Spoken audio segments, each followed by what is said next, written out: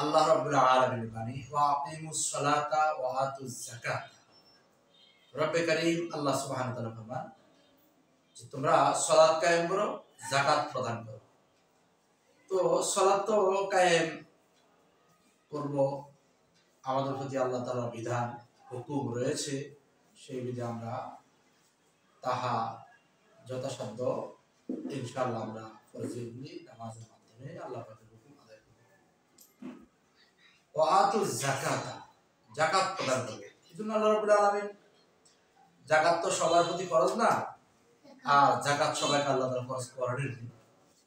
যাকাত যেহেতু ফরজ করেছেন, সেই অনুপাতে এক নম্বরে মানুষ যাকাতের যখন তার প্রতি নেশাল হয়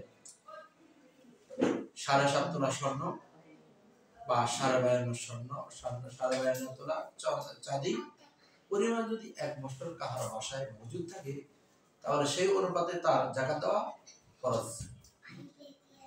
এই ফরজিদের মধ্যে আল্লাহ পাকের এত বড় বিধান যে সে 100 টাকা যদি মজুদ থাকে, নগদ ক্যাশ থাকে, তার আনুষঙ্গিক সম্পূর্ণ খরচাদি বাদে ঋণ মুক্ত হয়ে তার কাছে কোনো কেউ পাবে না, তার খরচের জন্য 1 বছর ধরে ঠিকঠাক পরিচালনা করেছেন এবং তার ইনশাআল্লাহ কোনো রং সাইডে কেউ পাবেও না, কারো থেকে সুন্দর মতো সুচারুভাবে চলছে, সেই অনুপাতে তার কাছে মজুদ রয়েছে 100 টাকা, সেই হিসাবে সে দান হবে 2.5 টাকা।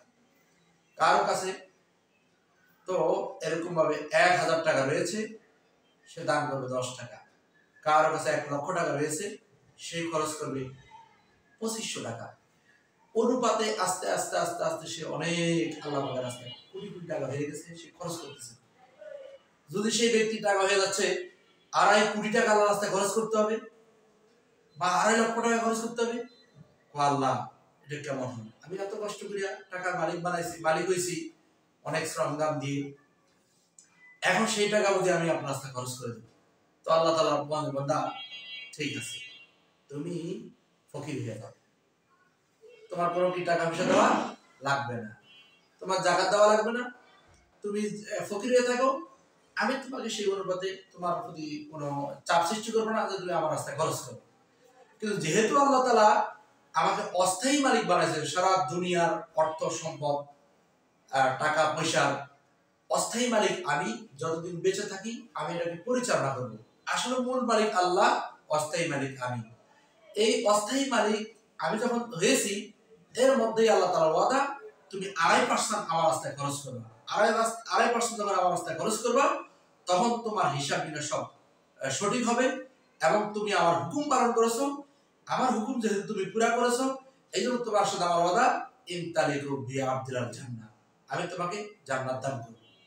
আর তুমি যদি বলো আল্লাহ আমি এত টাকা আপনার রাস্তায় খরচ করবো, আমি দিতে পারবো না, আমার অনেক শ্রমের টাকা, অনেক কষ্টের টাকা, তো ঠিক আছে তুমি ফকির হয়ে যাও, ফকির হলে আর কোনো কি নাই, টাকা দেওয়ার প্রয়োজন নাই।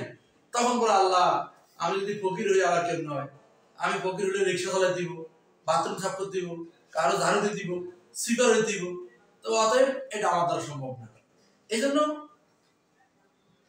তোমার যেহেতু সম্ভব না, তো ঠিক আছে তোমাকে আমি অস্থায়ী মালিক বানাইছি, এই আমার যেভাবে নির্দেশন করেছি হুকুম পুরা করো, হুকুম পুরা করলে আমি খুশি, আমার হক আদায় হবে। আর তুমি এটা ভাবিও না যে তুমি শুধুমাত্র টাকা পয়সা খরচ করেই একবার জান্নাতে চলে যাবে, আর ফকির টাকা পয়সা খরচ করতে পারে না, এই জন্য সে জান্নাতে যেতে পারে না।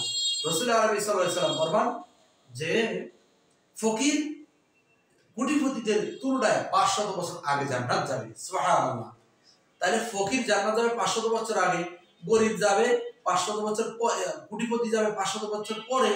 কিন্তু এখানে নবীর আদর্শ যদিও ঠিক থাকে, কিন্তু আপনার ন্যাক আমল টাকা পয়সা দিয়ে কামাবেন, এই জন্য আপনার জান্নাত আগে মনে করবেন, এই জন্য রাসূলের নির্দেশ এখানে তাকে জান্নাতে 500 বছর আগে পৌঁছায় দিব। এখানে আরেকটা বিষয় হলো, আল্লাহ পাক বিচারের দিন আপনার কোটি টাকা খরচ করছেন এটাও দেখবেন না, আর আপনি ফকির, আপনি আল্লাহ রাস্তায় খরচ করতে পারেন না এটাও দেখবেন না।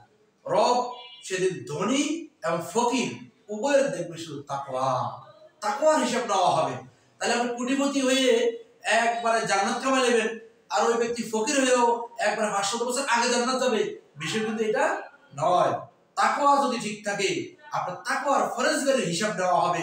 গরিব এবং কোটিপতি তখন আর কাহার মন্তব্য থাকবে না যে আল্লাহ আমার সাথে ব্যভিচার করেছেন, আল্লাহ আমার সাথে জুলুম করেছেন। আচ্ছা, সব যদি ধনী হইতো তো আপনার কাজ আঞ্জাম দিত কি? বাথরুম সাফ করতো কি?